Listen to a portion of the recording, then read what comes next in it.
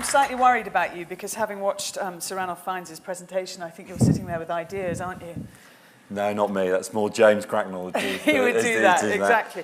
Just looking at his hands, is that I always thought of a few short tendons and a few blisters, but they're in pretty good condition compared to his. Yeah, they've done all right. You clearly haven't tried hard enough.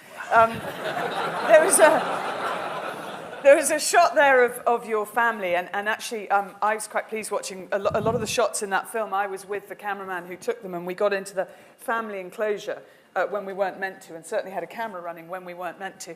But it means that we could see your family's reaction to your achievements.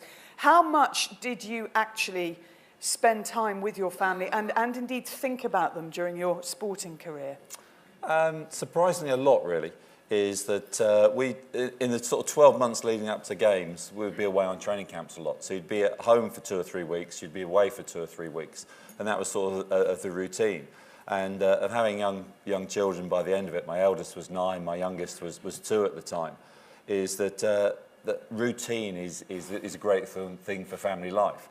And so when you're at home, we train very early in the morning, finished by about 1 on the shortest days and 3 on the longer days. So I can actually pick up the children from school. That's great for the 2 or 3 weeks you're at home, but then you're away, and then that's all left to your partner that's got to sort of run family life from that point of view. And I think that made it difficult from that point of view. My wife was an Olympic athlete in her own right, so she knew what she was marrying into at that time. But a big change in my life was when children came along, because what I used to do for fun of messing about in a boat on the river and lakes around the world is that I had to change from that point of view. I had to try and become a little bit more financially solvent from that point of view, which wasn't the case beforehand. Well, it is worth making the point that throughout your Olympic career, UK lottery funding came in, and at least you were able to finance your sport, but you were never making fortunes, were you? I mean, it's not a sport you go into to make money. Lottery grants came for British athletes after the Atlanta Games, and Matthew and I picked up our first sponsorship just before that put us out the regime of getting that sponsorship, so that we weren't really that closely affected with the lottery money. It helped for the team on training camps and from that point of view, but we didn't get a direct grant from that, unfortunately. Do you think that you were born slightly different and special, or did you become that way? Did you know that you had the ability to push your body beyond the limits of the rest of us, if I can say that? No, definitely not. It is that I was heavily dyslexic, or still am, and school life was pretty tough from that point of view, struggling to read and write, of being put into the sort of lower sets of all the classes, apart from sport, which I was reasonable at, but I went to a small comprehensive school, and the head of the English department had 2 loves. One was rugby and the other was rowing, and he asked me if I would like to try the sport of rowing at sort of the age of 13, nearly 14, and to me, great, once a week during the games lesson, I could go out, leave school, and go out on the river. Unfortunately, after 2 or 3 weeks, I started going down every day after school, and it sort of became my life in some ways.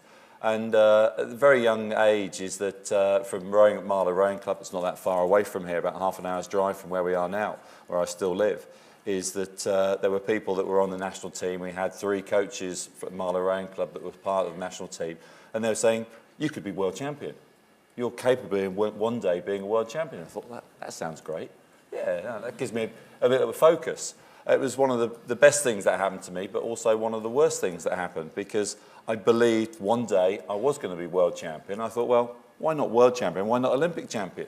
And so I started setting my goals from that point of view. But I honestly believed that one day it was going to happen. All I didn't know was which year it was going to be. I felt my name was engraved on the trophy. It was just going to decide which year it was going to be. And so you sort of bide your time, you follow the coaching process of what you're asked to do. We didn't have any recent history of performance at that time. And so you're following a path of a team that hasn't been succeeding. And I went to 1 World Championships, performed really badly, and that was the best thing that ever happened to me. Because I felt, well, other people think I'm capable of doing this. I think I'm capable of doing this. Why isn't it happening? And we reevaluated the whole process and looked at it and decided that we weren't really trying hard enough, we weren't taking it professionally enough, and so sort of changed the attitude and within 9 months became Olympic champion. Can you remember, in terms of breaking down, what it was that you did differently from, you clearly had the confidence and the self-belief, and you've talked about that. You go there, you fail. What do you do you rip up the whole book, or do you just take certain things and say, right, I need to change this approach? When you're trying to get to the top, that it's easier to follow a path of people that have been successful. So there are books out there, there are stories of how to be able to get there. So actually getting there is relatively easy, even though it's still extremely hard. Once you get there to try and get to a new level that no one's ever performed at before, that's where the book has to be ripped up and start again. And I suppose the process that I started to develop was we all know about personal bests, and that you sort of set yourself targets to get to, is that not everyone can be Olympic champion, not everyone can be the best in their field, but we all can be better than we are. We can all improve and look for our own personal best. And I think what really sums this up to me, it's a very old story, but a guy called John Nabber, who's an American swimmer, and he competed at the Munich Games 1972. He was part of the American relay team in the swimming competition and helped that team qualify for the final, but didn't swim in the final himself.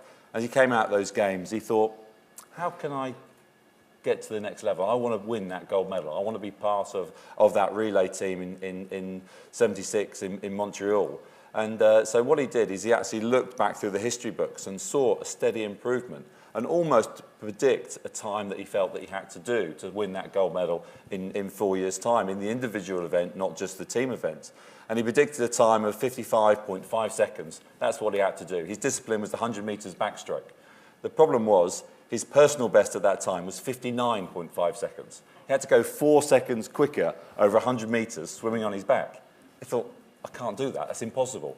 So by setting himself these targets, sort of blew himself away that he couldn't achieve it. But then he sort of started thinking a little bit more laterally about it and thinking, well, I don't have to swim that time today, tomorrow, this year. I've got 4 years to do it. So that's a second improvement in every year.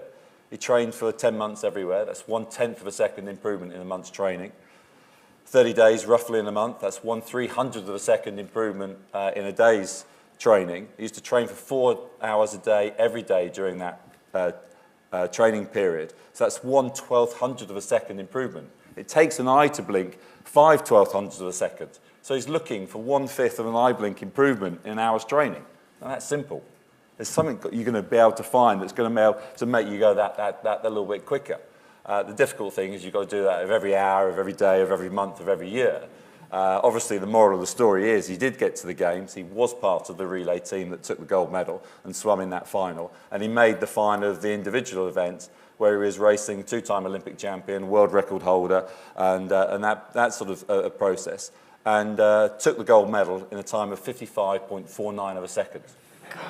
So what seemed to be impossible, he broke it down, looked at it very laterally in a different way from normal ways of looking at it. And in some ways, that's what you've got to do, is that those targets are great to be able to do that. When I retired, I sort of then started raising money for charity.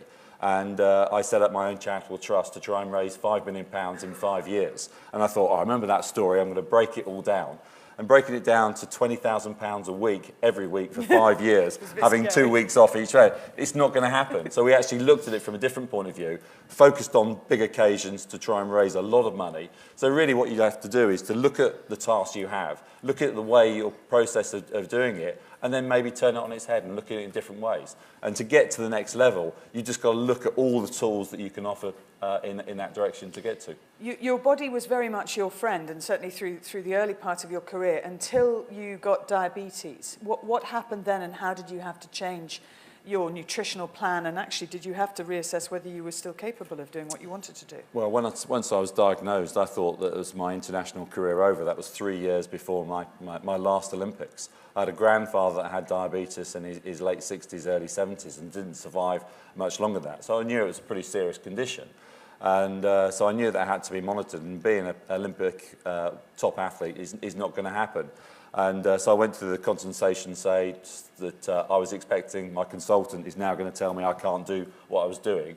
I was with him for 3 hours, and at the end of it he says, well, I don't see any reason why you can't achieve your dreams in 3 years' time. And I thought, oh, if he thinks I can do it, I'll give it my best shot.